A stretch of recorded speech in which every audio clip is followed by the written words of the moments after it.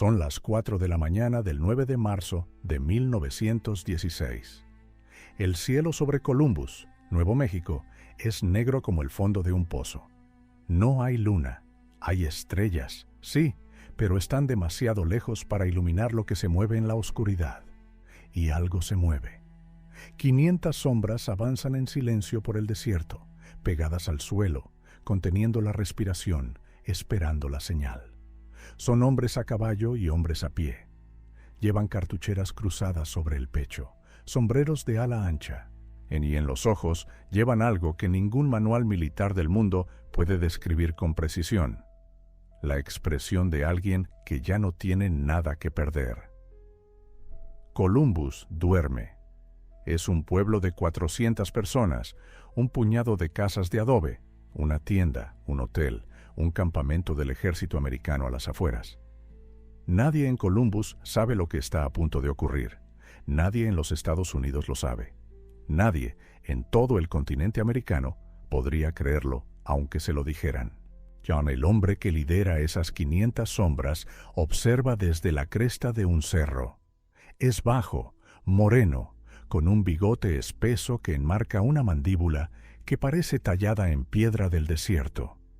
Ha sobrevivido emboscadas, traiciones, hambre, frío, enfermedades y más batallas de las que cualquier persona sensata consideraría posible. Ha perdido todo varias veces y lo ha recuperado todo varias veces. Tiene 38 años, aunque parece tener 45. Su nombre es Francisco Villa, pero el mundo lo llama Pancho, y esta noche Pancho Villa está a punto de hacer algo que ningún enemigo extranjero había hecho en casi 100 años: invadir el territorio de los Estados Unidos de América. Un disparo rompe el silencio, luego otro, luego el infierno. Los soldados del 13º Regimiento de Caballería despiertan al sonido de los tiros y de un grito que muchos de ellos no habían escuchado nunca, pero que recordarían hasta el último día de su vida.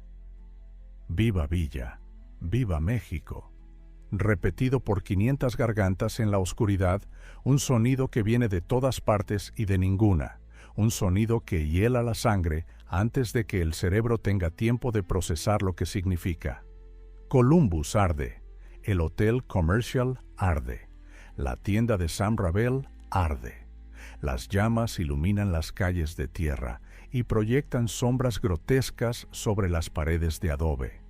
Los civiles corren, los soldados corren, los caballos se encabritan y gritan, porque los caballos también tienen miedo.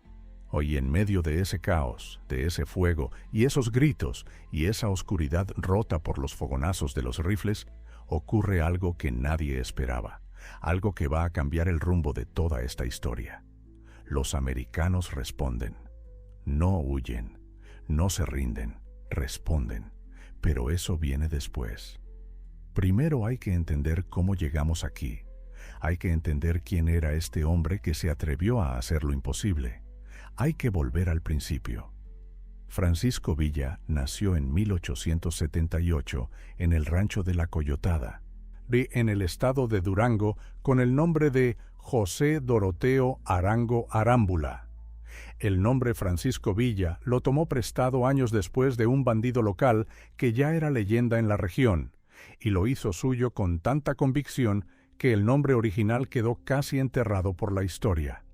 Pocos mexicanos saben que Pancho Villa no se llamaba Pancho Villa. Su familia era de aparceros.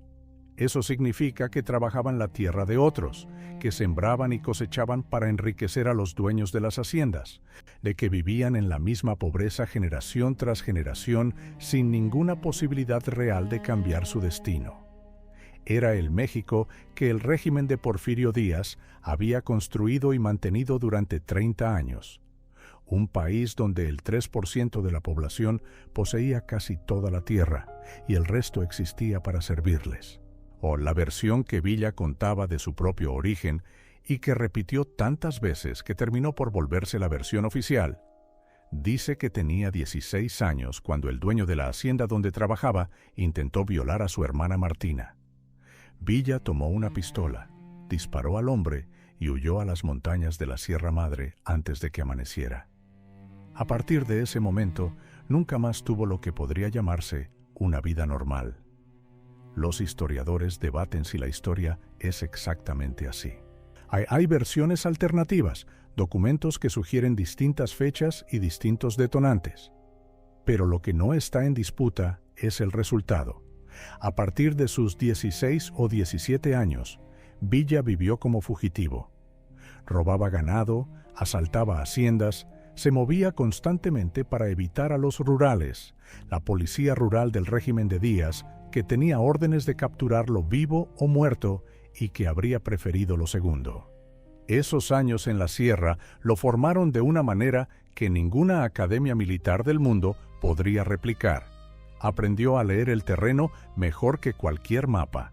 Aprendió a moverse de noche y descansar de día. Aprendió que la velocidad es la forma más efectiva de sobrevivir cuando eres el más débil. Aprendió a reclutar lealtades, a distinguir quién podía ser de confianza y quién no, a construir una red de informantes entre los campesinos y los rancheros pobres que lo veían como uno de los suyos. Y aprendió, sobre todo, que el miedo es una herramienta, que un hombre dispuesto a hacer lo que los demás no harían tiene una ventaja enorme sobre un enemigo que todavía está calculando el riesgo.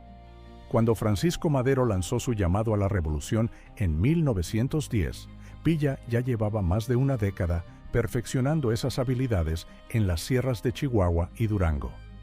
No se unió a la revolución porque entendiera las teorías políticas de Madero, que eran, en todo caso, bastante moderadas. Se unió porque odiaba con cada fibra de su ser todo lo que el régimen de Díaz representaba: las haciendas, los hacendados, los rurales, la brutalidad institucionalizada de un sistema diseñado para mantener a los pobres en su lugar. Lo que Villa aportó a la revolución fue algo que ningún general de academia podía ofrecer. No era un estratega de gabinete, no era un político, era un hombre que conocía el norte de México mejor que nadie, ni que tenía la capacidad de reclutar a miles de hombres en cuestión de semanas, y que tenía una visión de la guerra completamente desligada de las convenciones militares de su época. Para Villa, la guerra no era un ejercicio de maniobras ordenadas entre líneas bien definidas. Era velocidad, sorpresa y la disposición a hacer lo que el enemigo no esperaba. Su primer gran momento llegó en mayo de 1911, cuando lideró el ataque a Ciudad Juárez, la ciudad más importante de la frontera norte. La toma de Juárez fue el golpe que derrumbó el régimen de Díaz. Una semana después de que los revolucionarios tomaran la ciudad, el dictador que había gobernado México durante 34 años firmó su renuncia y se embarcó hacia Europa. Villa tenía 33 años y acababa de cambiar la historia de su país. Pero la victoria sobre Díaz no trajo la paz.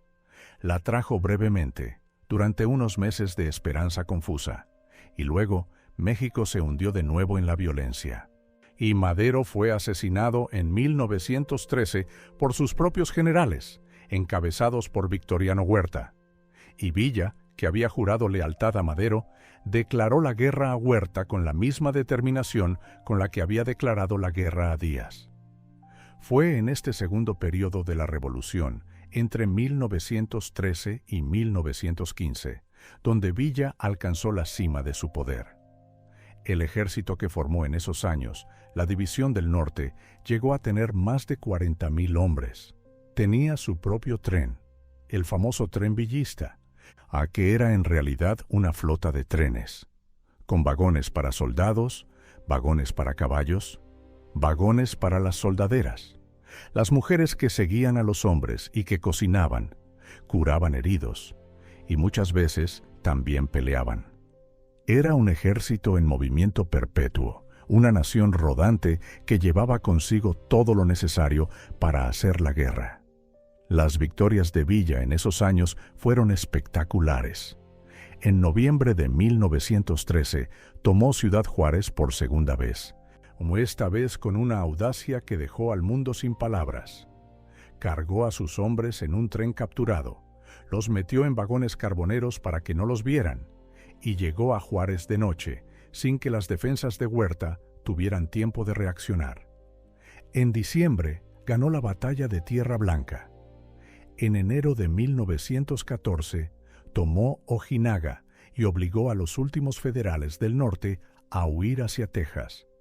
Pero fue la batalla de Zacatecas, en junio de 1914, la que consagró a Villa como el mejor general de la Revolución.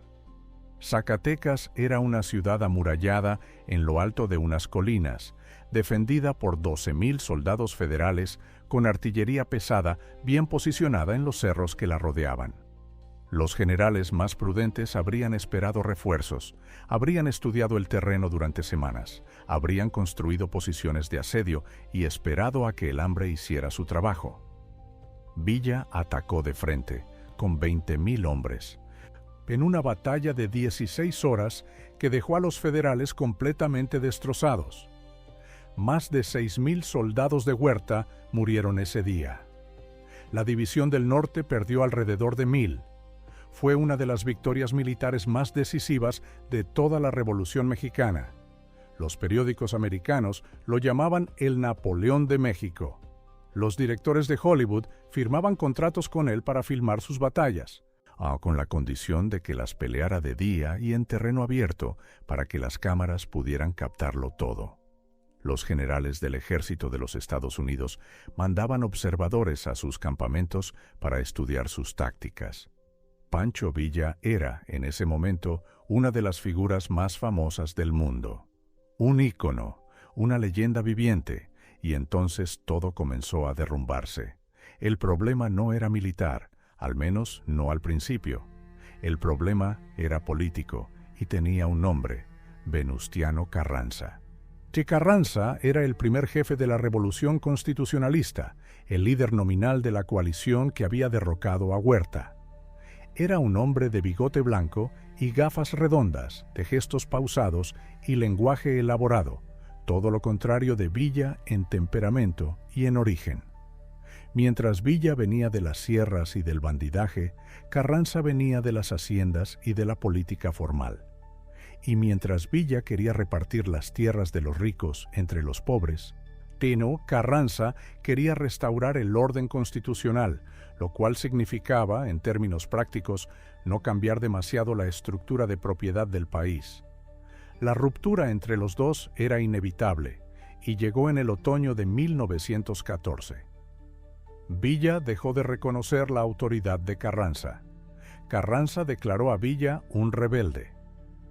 El país, que acababa de librarse de Huerta, se dividió en dos grandes bandos: los carrancistas, con su general más brillante, Álvaro Obregón, al frente, y los villistas, con la División del Norte.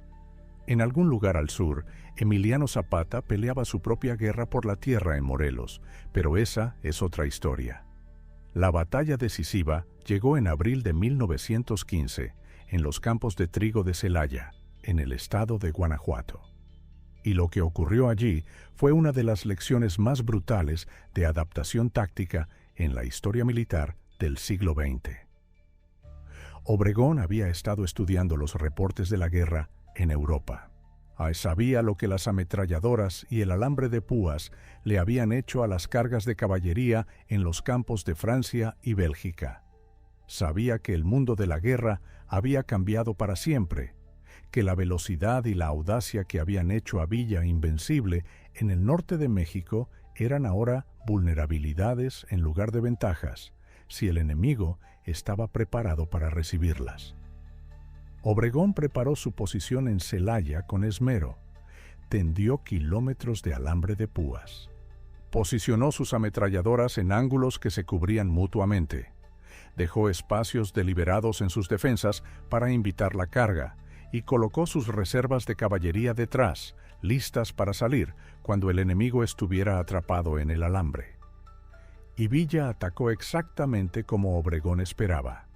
Lo hizo como siempre había atacado, con carga de caballería frontal, con velocidad y ferocidad, confiando en que el ímpetu y el número romperían cualquier defensa.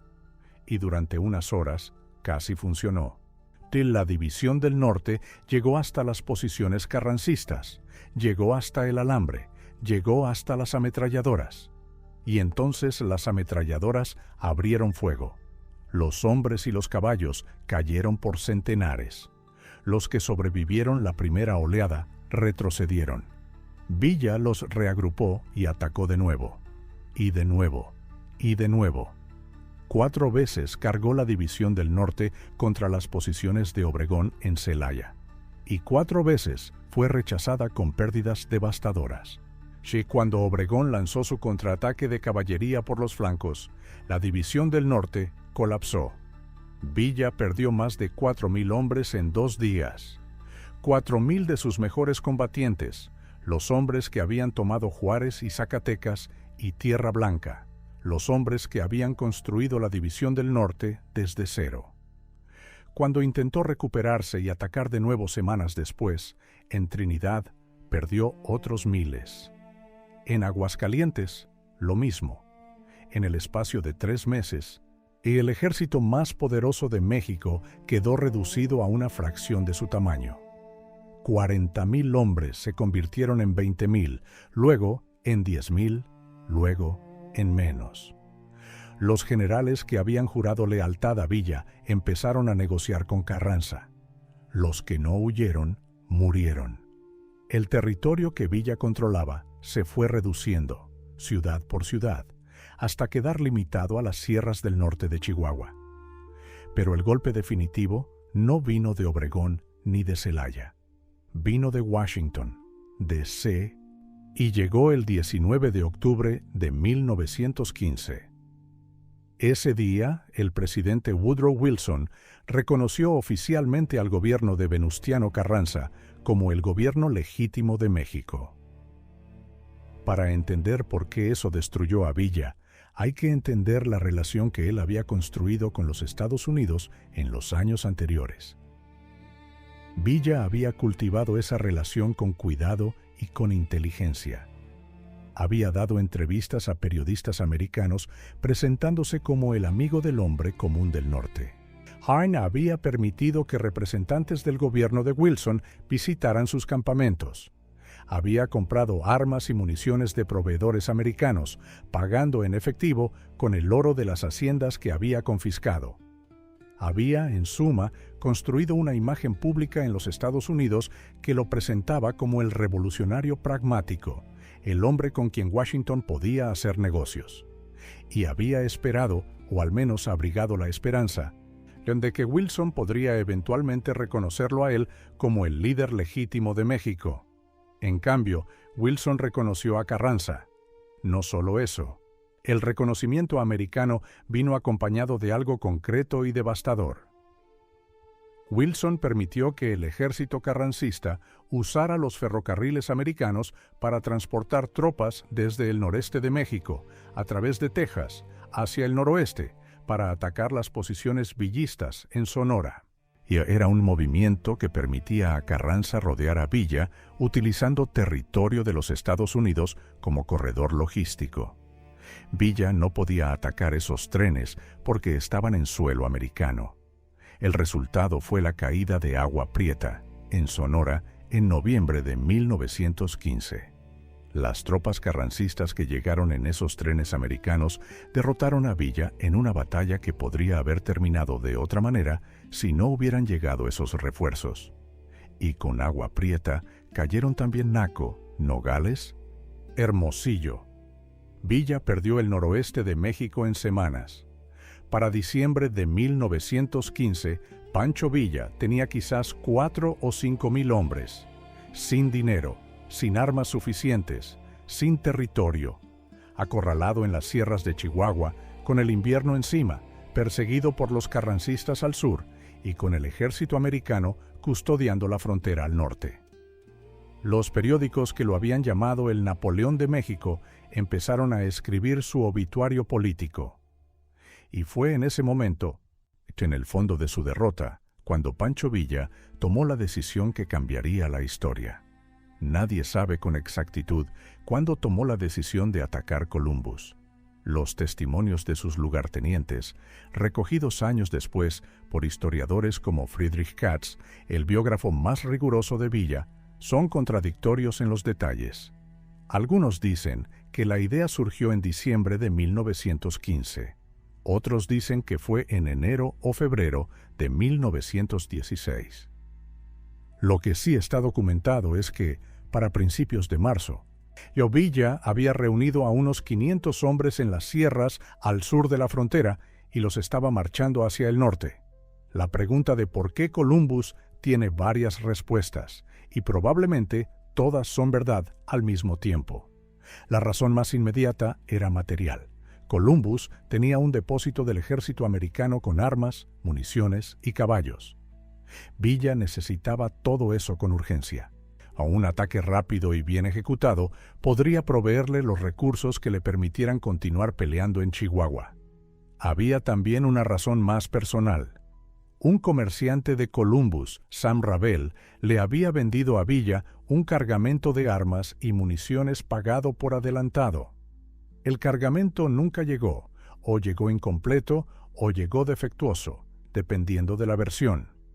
Para Villa, que ya desconfiaba profundamente de los americanos después del reconocimiento de Carranza, esto era una deuda que necesitaba ser cobrada. Pero la razón más profunda, la que explica por qué Villa eligió atacar suelo americano en lugar de simplemente continuar su guerra en México, era estratégica y, en cierta forma, genial en su audacia. Villa entendía que si cruzaba la frontera y atacaba a los americanos, Wilson no podría quedarse quieto.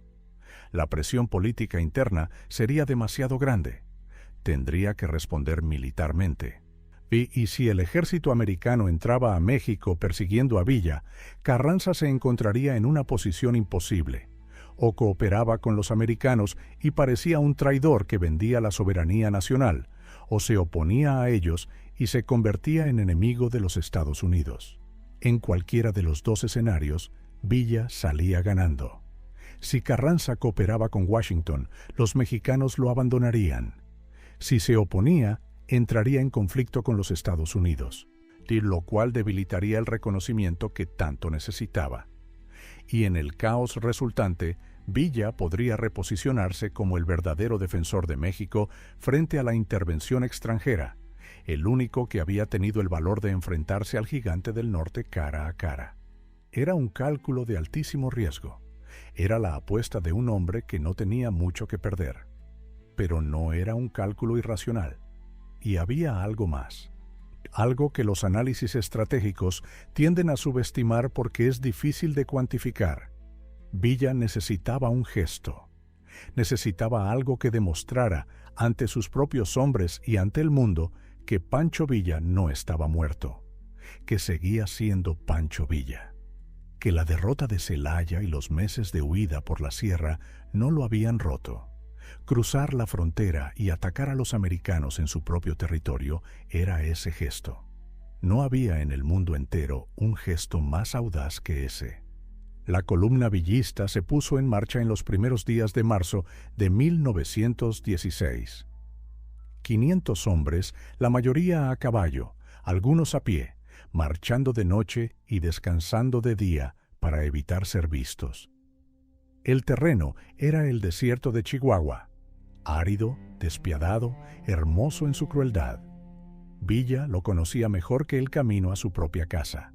Los hombres que marchaban con él esa semana no eran los soldados disciplinados y bien equipados de la División del Norte en su apogeo. Eran los supervivientes.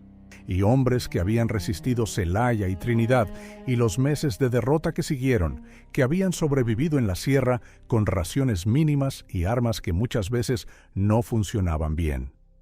Muchos llevaban meses sin comida suficiente. Muchos tenían caballos que no habían sido bien alimentados desde hacía semanas. Era un ejército de huesos y voluntad, pero seguían siendo villistas. Y eso tenía un significado que iba más allá de la condición física o el equipamiento. Villa dividió sus fuerzas en dos columnas principales. Una atacaría el campamento del 13º de Caballería desde el oeste. La otra entraría al pueblo directamente por el sur. La señal para comenzar el ataque sería un disparo. El objetivo era simple: entrar rápido, tomar lo que pudieran y salir antes de que los americanos pudieran organizar una respuesta coherente.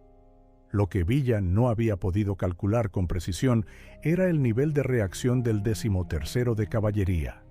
No que estuvieran en alerta, no lo estaban. Nadie en Columbus esperaba un ataque en la madrugada de un miércoles de marzo. Pero el regimiento tenía ametralladoras y tenía oficiales que, aunque sorprendidos, sabían lo que hacían. A las 4:15 de la mañana del 9 de marzo, los primeros villistas cruzaron la valla de la frontera.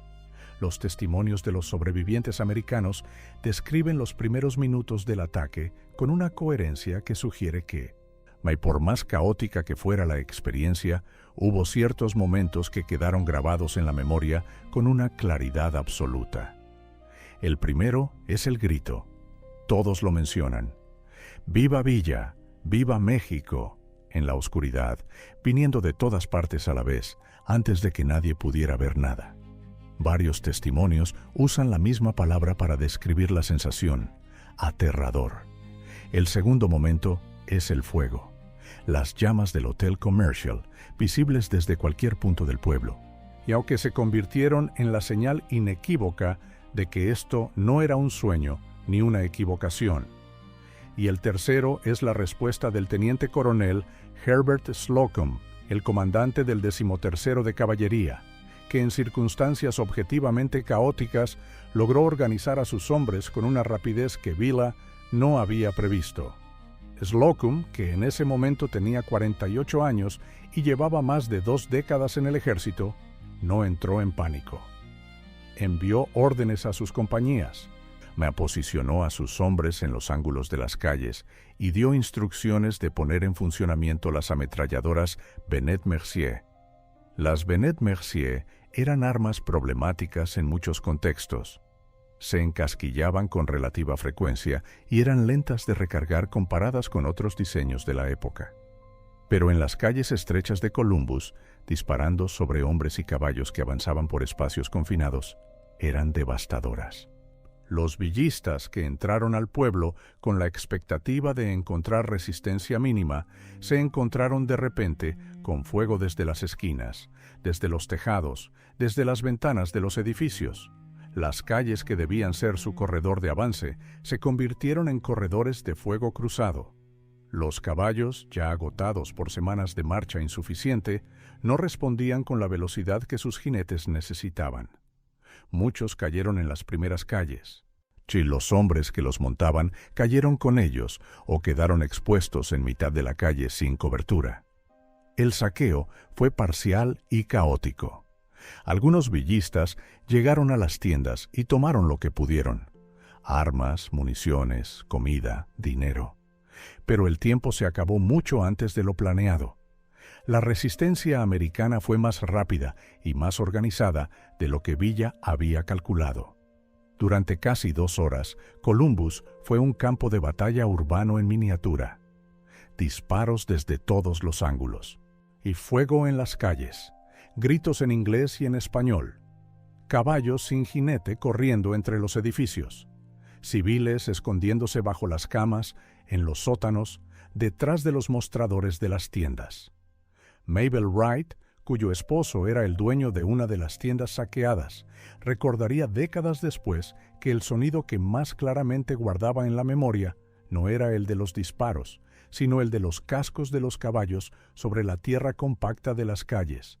Ese sonido rítmico y amenazante que se acercaba y se alejaba en la oscuridad como algo vivo y sin dueño. También hay testimonios de civiles que, en la confusión del combate, tomaron sus propias armas y comenzaron a disparar desde sus casas.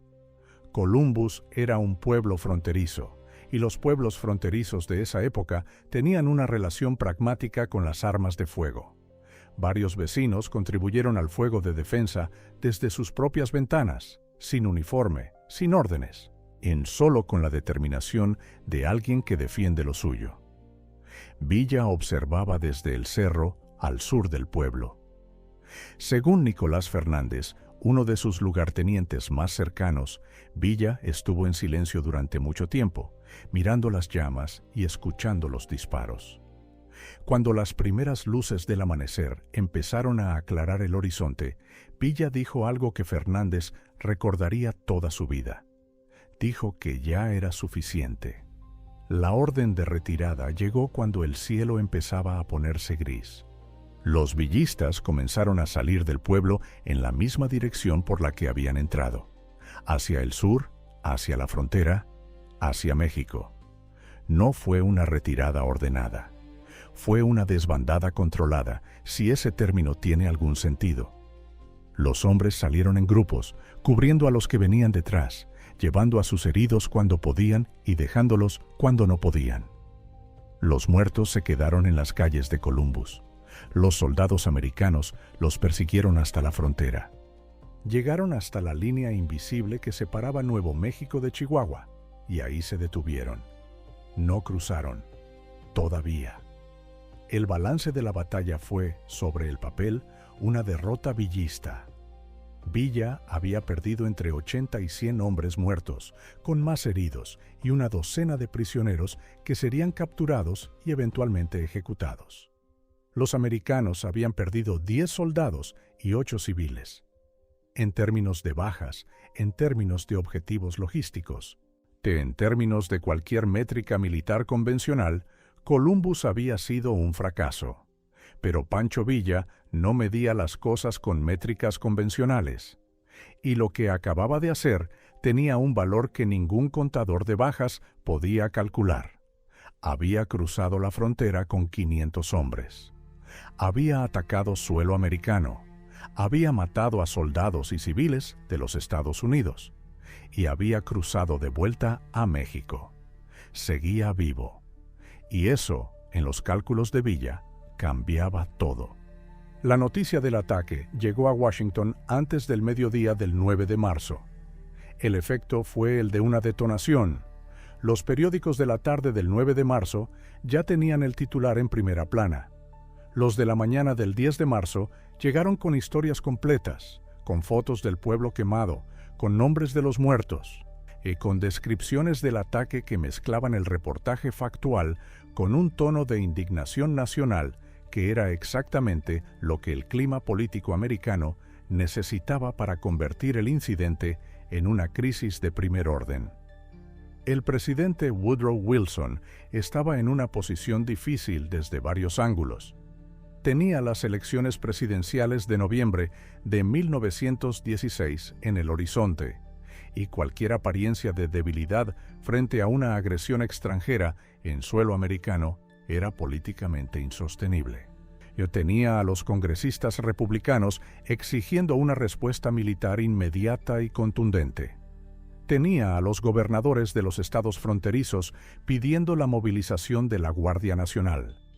Y tenía sobre todo una opinión pública que exigía que alguien pagara por lo que había pasado en Columbus. Al mismo tiempo, Wilson estaba mirando hacia Europa. La Gran Guerra llevaba casi 2 años consumiendo al continente, y los Estados Unidos, aunque oficialmente neutrales, aún estaban siendo presionados desde todos los ángulos para involucrarse. Abrir un frente militar en México sería una distracción enorme en el peor momento posible. Pero no tenía elección. El 10 de marzo, Wilson autorizó la expedición punitiva, una fuerza militar americana que cruzaría la frontera con México con el objetivo específico de capturar o matar a Pancho Villa.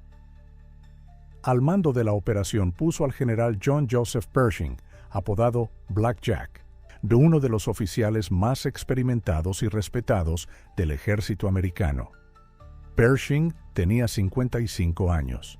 Era un veterano de la guerra hispanoamericana en Cuba, de las guerras de los moros en Filipinas y de múltiples campañas de pacificación a lo largo de la frontera sur. Era un hombre metódico, duro, implacable, con una carrera impecable y una reputación de conseguir lo que se proponía. También era un hombre que llevaba 8 meses cargando un dolor inmenso. En agosto de 1915, y un incendio en el presidio de San Francisco había matado a su esposa Frances y a 3 de sus 4 hijos. Solo su hijo Warren había sobrevivido. Pershing había continuado con su servicio militar con una compostura que sus subordinados admiraban y temían a partes iguales, porque sabían lo que había debajo y sabían que ese dolor lo había convertido en algo más frío y más determinado que antes. El 15 de marzo de 1916, 6 días después del ataque a Columbus, a la primera columna de la expedición punitiva cruzó la frontera hacia Chihuahua. Pershing tenía 10,000 soldados, docenas de camiones militares, 8 aeroplanos de reconocimiento y toda la infraestructura logística del ejército americano detrás de él. Fue a buscar a un hombre en el desierto más traicionero de América del Norte. No lo encontró. Lo que Pershing descubrió en los primeros días de la expedición fue algo que, en retrospectiva, no debería haberlo llevado a reconsiderar los plazos y las expectativas de la misión. En Chihuahua, perseguir a Pancho Villa era como perseguir el viento. No era solo que Villa conociera el terreno mejor que cualquier mapa americano.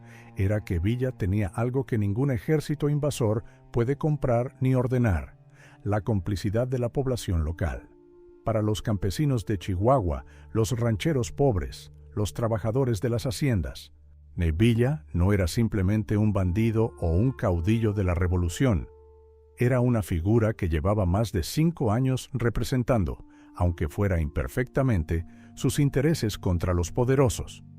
Había repartido tierras confiscadas a los hacendados. Había ejecutado a rurales que abusaban de los campesinos. Había, en suma, hecho cosas concretas y visibles que ningún gobierno había hecho nunca por ellos.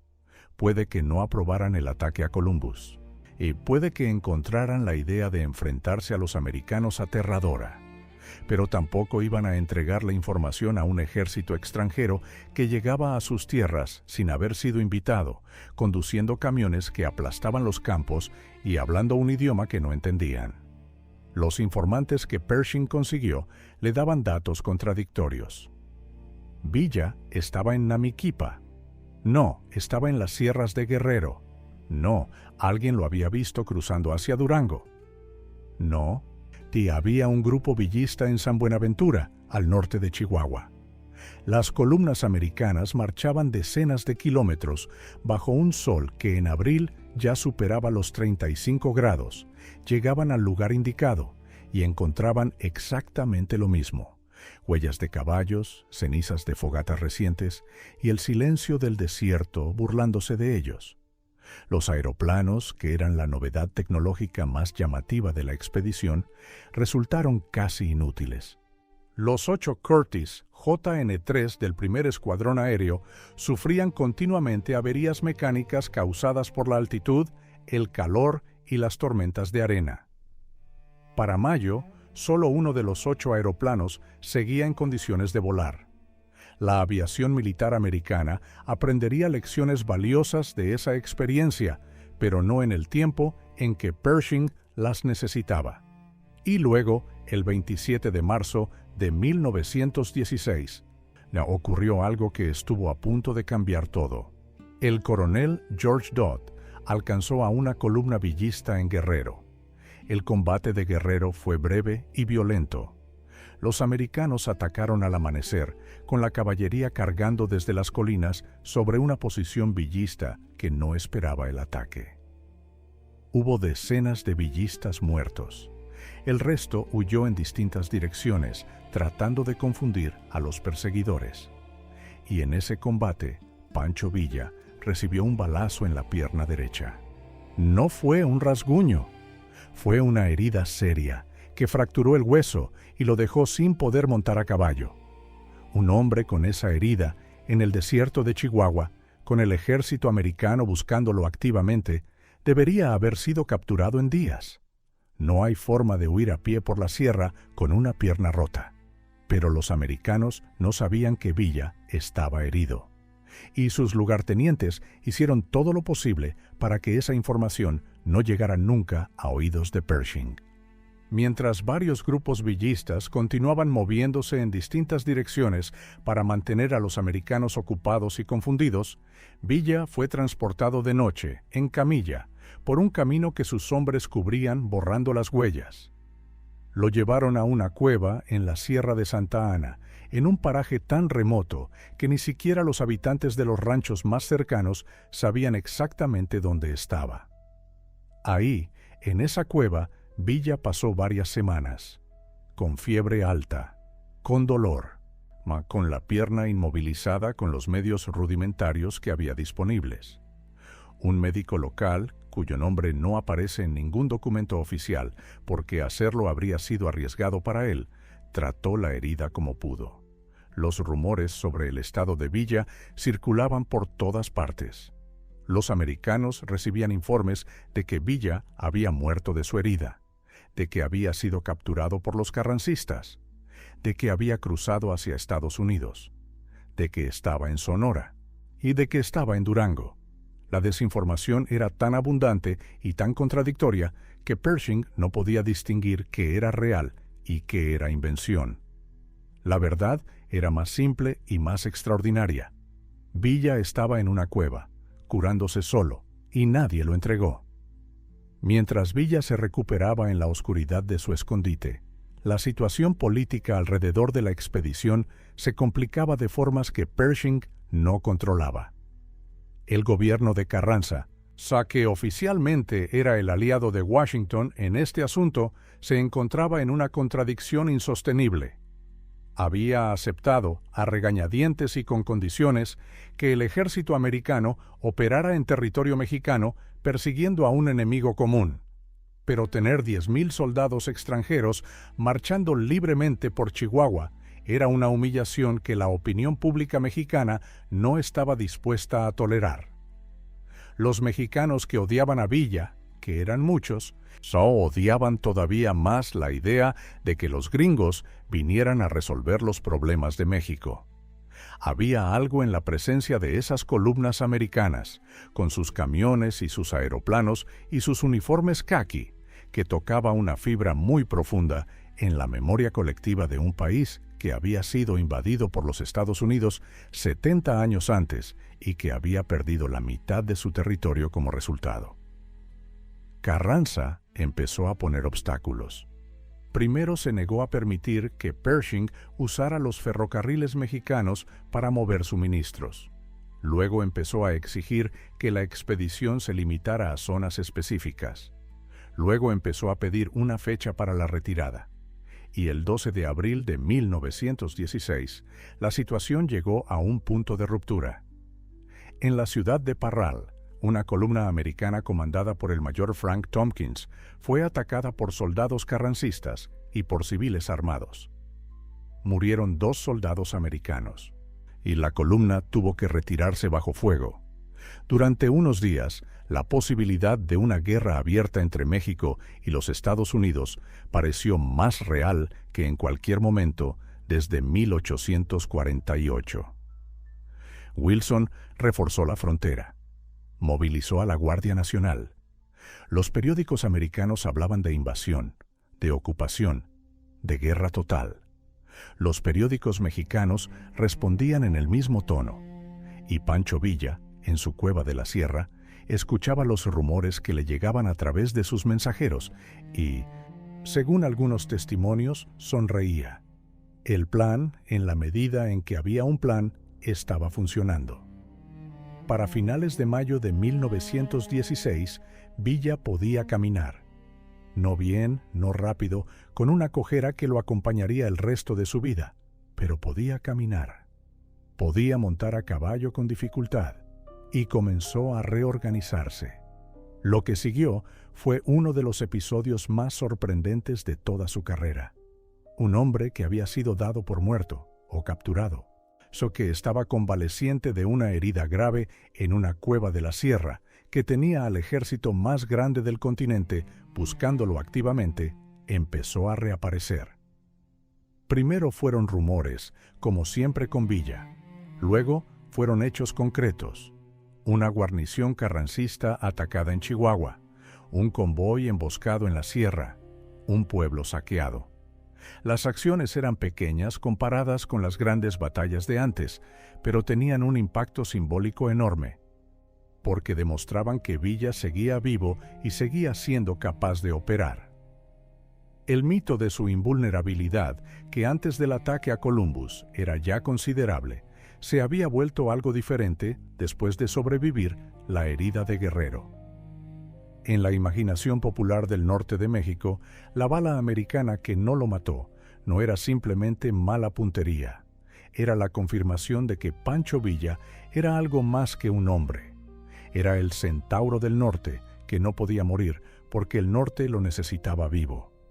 Hombres que en enero de 1916 no habrían considerado unirse a él porque parecía un perdedor condenado, comenzaron a llegar a sus campamentos.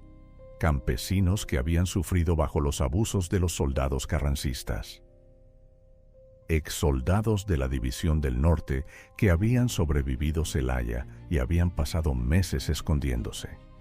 Jóvenes que no habían peleado en ninguna batalla, pero que querían ser parte de la leyenda. Para agosto de 1916, Villa tenía de nuevo varios miles de hombres.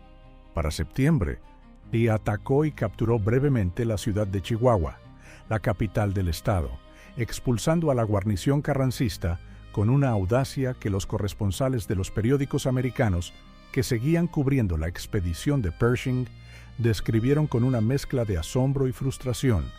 El hombre que Pershing estaba buscando estaba tomando capitales de estado a pocos cientos de kilómetros de donde Pershing tenía su cuartel general. Pershing, mientras tanto, seguía marchando, y sus columnas cruzaban y recruzaban el desierto de Chihuahua, llegaban a lugares donde Villa había estado días antes, encontraban rastros, pero no al hombre. La frustración en los diarios personales de los oficiales americanos de ese periodo es palpable. Escriben sobre el calor, el frío nocturno, la falta de agua, los caballos que enferman, los camiones que se rompen en los caminos de tierra que no son caminos, sino simplemente tierra. La expedición, que se había concebido como una operación de semanas, llevaba ya meses. Y cada mes que pasaba era un mes más de gasto político y económico sin ningún resultado concreto que mostrar. El último acto del drama de la expedición punitiva tuvo lugar en el pueblo de Carrizal, el 21 de junio de 1916. Una columna americana al mando del capitán Charles Boyd intentó pasar a través de Carrizal con destino a Villa Ahumada, desobedeciendo instrucciones de no avanzar hacia el este. Los soldados carrancistas que custodiaban el pueblo les bloquearon el paso. Boyd ordenó avanzar de todas formas. Se produjo un enfrentamiento armado en el que murieron el propio Boyd, otro oficial americano llamado Henry Adair, y decenas de mexicanos de ambos lados. La crisis diplomática que siguió estuvo a punto de llevar a los dos países a una guerra formal. Wilson convocó al Congreso en sesión especial. El ejército americano movilizó refuerzos hacia la frontera. El ejército mexicano hizo lo mismo, pero ninguno de los dos países quería esa guerra realmente. Wilson tenía Europa en mente. Carranza tenía la reconstrucción de un país destruido por años de revolución.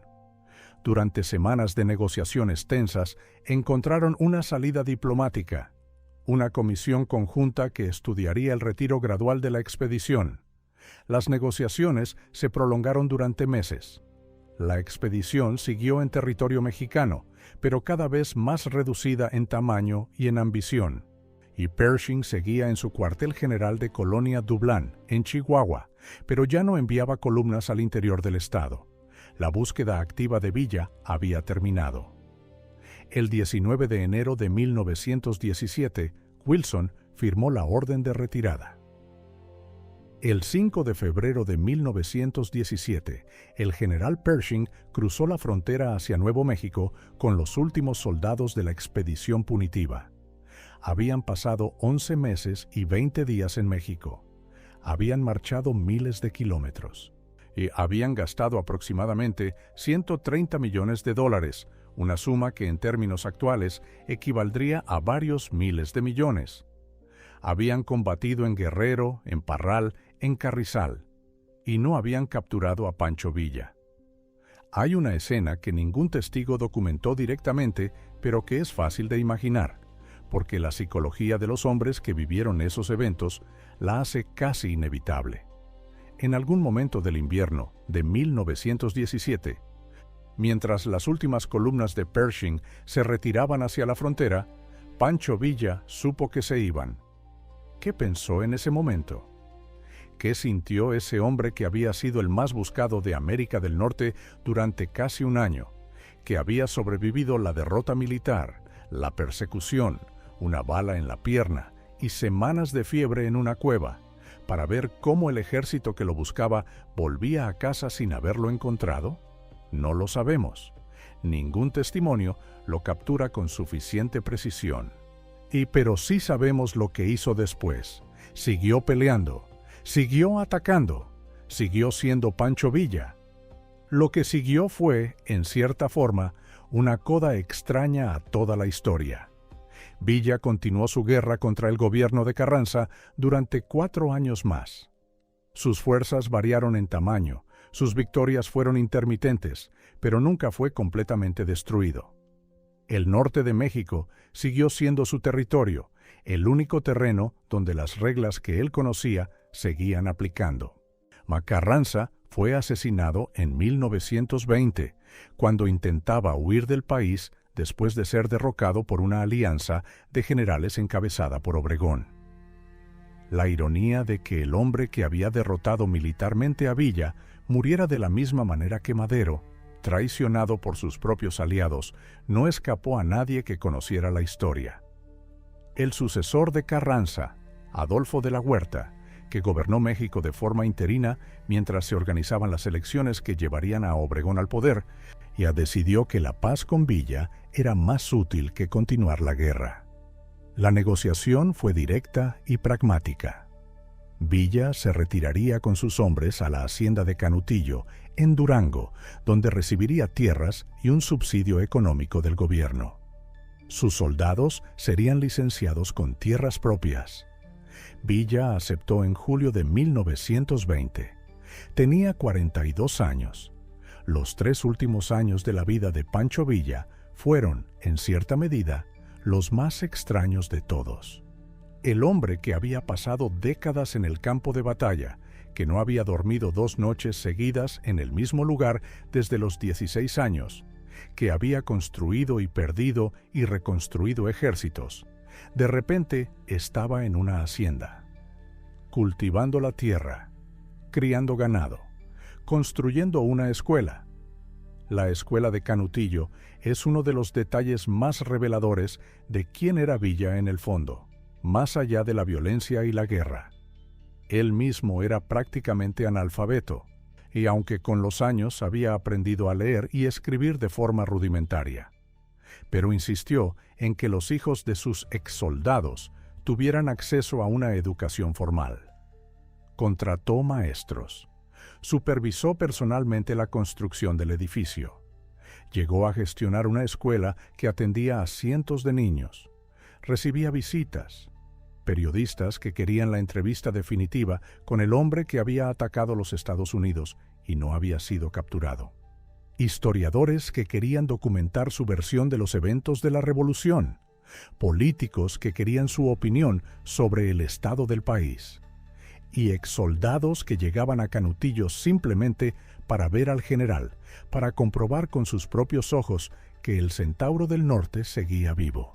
Villa hablaba con generosidad de esos años.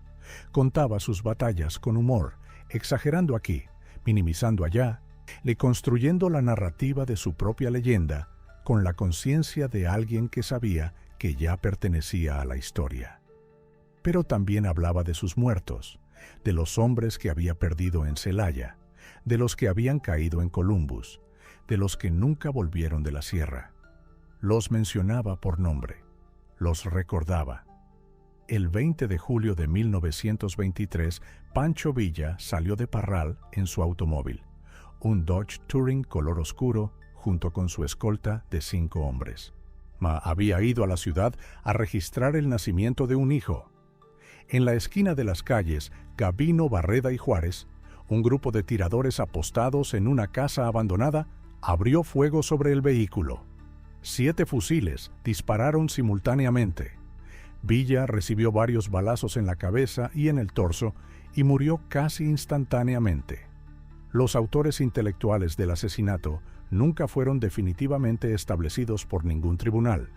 Las teorías apuntan en distintas direcciones: rivales políticos y o hacendados que querían venganza, facciones del ejército que lo temían, incluso conexiones con figuras del gobierno nacional. La investigación fue inconclusa, como tantas cosas en la vida de Villa. Tenía 44 o 45 años. Lo enterraron en Parral. 3 años después, en 1926, alguien desenterró su tumba y robó su cabeza. Nunca fue encontrada. En 1976, sus restos, lo que quedaba de ellos, fueron trasladados al Monumento a la Revolución en Ciudad de México, donde reposan hasta hoy. Incluso en la muerte, resultó imposible de capturar por completo.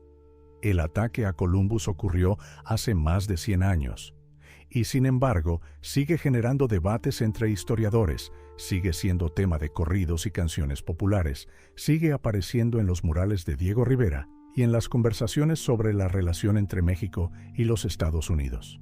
¿Por qué? Porque Columbus no fue solo un episodio militar. Fue un símbolo que condensó algo muy profundo sobre la relación entre 2 países y 2 culturas que llevan 2 siglos negociando quiénes son el uno para el otro. Para México, y especialmente para el norte de México, Columbus fue el momento en que un hombre del pueblo, nacido en la pobreza más absoluta, criado en la violencia y en la injusticia, le dijo no al coloso del norte. No con diplomacia, no con documentos, no con discursos, con 500 hombres a caballo en la oscuridad. Y sobrevivió. Y el ejército americano, el ejército más poderoso del hemisferio, no pudo atraparlo.